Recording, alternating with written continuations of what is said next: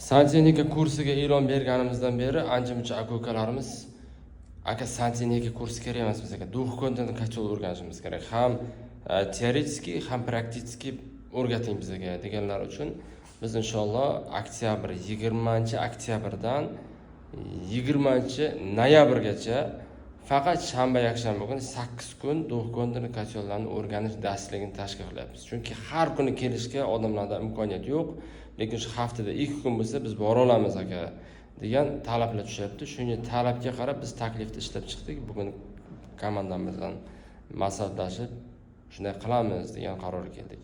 Kim duh kontini qachon o'qimoqchi bo'lsa, kommentariyaga plus belgisini qoldirsin. Biz shundan talab qanchaligini bilib olamiz. Narxlarni ham inshaalloh gaplashamiz. Plus belgisini qoldirsalaring, nasib bo'lsa sotuv bo'limi sizlarga aloqaga chiqadi. Bundan buyon qish yaqinlashyapti. Duh kontini katyolda remontiga talab juda yuqori. Deyarli har bir tuman viloyatlarda ko'p qavatli domlar bor. Bu ko'p qavatli domlarda har birida duh kontini katyol bor. Inshaalloh moshni soqqa qilsak bo'ladi va jamiyat uchun normal foyda keltirsak bo'ladi inshaalloh robbil alamin. Sog' bo'linglar.